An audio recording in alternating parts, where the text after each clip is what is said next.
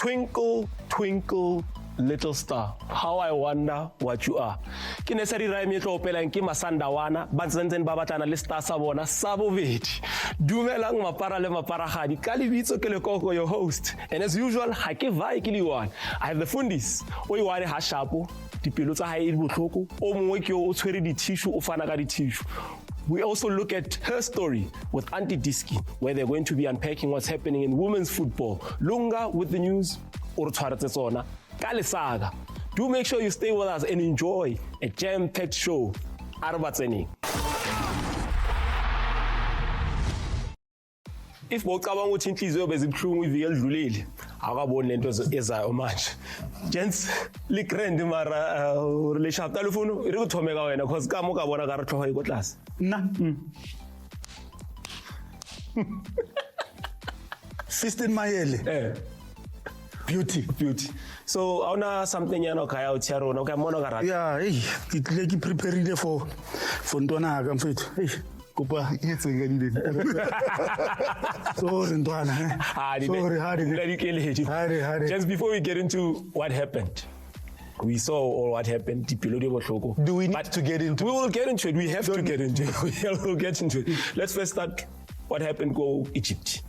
Cairo to be precise. Yeah. There's a certain gentleman, as you like saying, that left South African shores and moved all the way up to Cairo. I'm unveiled. Ahly, the biggest team in the continent. Good move for South African football and for José. Yeah, look, for José, it's good for him. It's good for his career.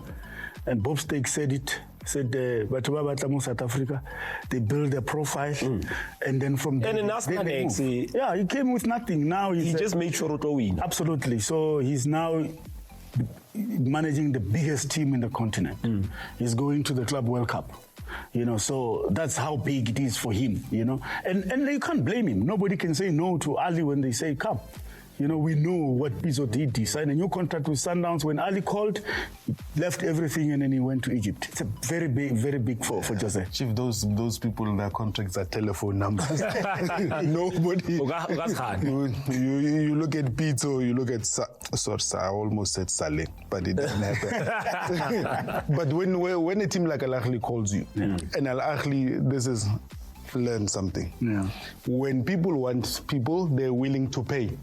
It's not they understand what it is that they want to be able to achieve, how they need to be able to achieve it, and no expense will be spared to be able to get whoever it is that they want. Be you a player, be you a coach, they know what they want to. This thing is an obsession. Success is an obsession, Chief. And you're speaking about an obsession, Marcel Koller. Was it fair for them to? That guy who wins the trophy nearly hit after hit. But José will have to look at that. Trophies to be you see, the mistake that we do, and this is what I believe as South Africans we do, we hold on what you did yesterday. Today needs its own rent. Every day. Rent, this month, its own rent. Whatever you've done coming along, thank you very much. I want to thank you. That's it. I want to thank you. Last season, what you did last month, thank you very much. This is what we need now. You are not where you want to. For me, and that's what success demands. You can't say by reputation, what I've done in the past. It says today, what are you giving me? And what you need to be able to do is, as the management and the board of Al Ahly, be able to see. Because remember, how did Coach Pizzo arrive to be the coach? Yes, he's won it and not discrediting what he done. At what stage were they in the Champions League?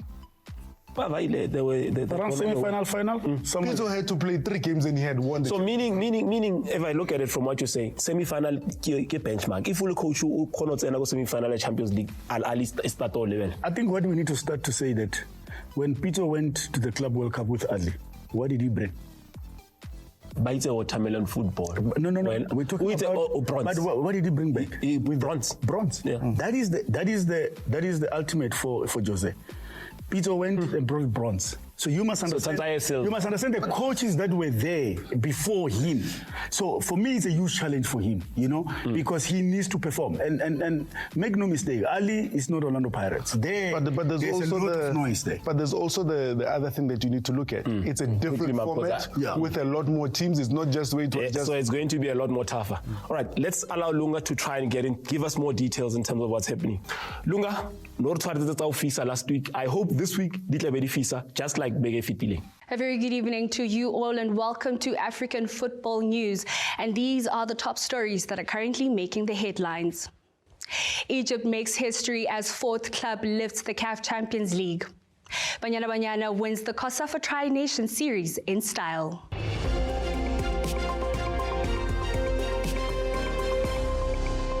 Egyptian side Pyramids FC were crowned champions of the CAF Champions League for the first time last Sunday after defeating Sundowns 2-1 in Cairo, 3-2 on aggregate in the final. In doing so, Pyramids become the fourth Egyptian club to lift Africa's most prestigious club trophy, joining the elite company of Ahly, Zamalek and Ismaili.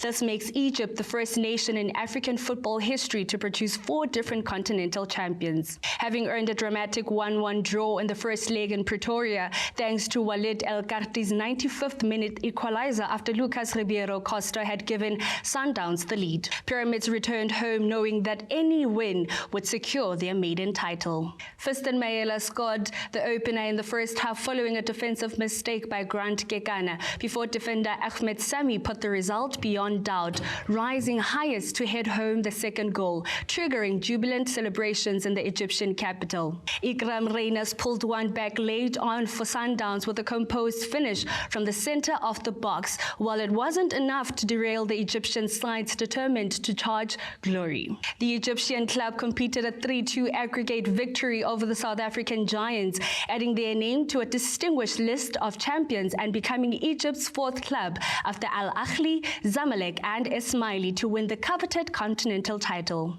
Sundowns, who were 2016 champions, dominated play and ball possession, but unfortunately were undone by their missed chances and lapses in concentration across both legs. With the trophy lifted in Cairo, Egypt now boasts 19 total CAF Champions League titles, and Pyramid FC, once viewed as an ambitious project, have earned their place among the continent's elite. Now let's move on to our next story, as Jermaine Siponsenwe was the star again for Banyana Banyana, who won the TriNations series at Lucas Moripe Stadium over Botswana and Zambia.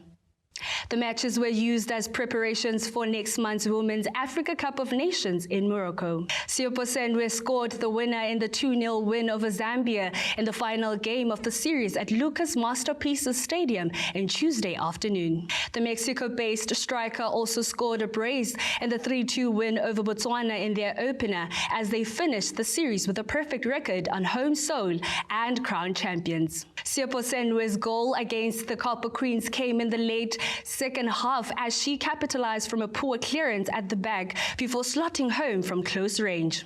Bongeka Gamete opened the scoring for the defending African champions in the 74th minute with a thunderbolt free kick from 30 yards outside the area. There were a few nervy moments for South Africa as Barbara Banda had many openings in the game, especially in the first half, but didn't have enough support. Zambia finished the TriNations series with a loss and a draw after playing a 1-1 draw against Botswana on Saturday at the same venue. The 3 nations will be representing COSAFA region at the Continental Showpiece in 30 days' time in Morocco. And that is it from African Football News. Be sure to catch us next week for more updates as far as African football is concerned. From me, good night.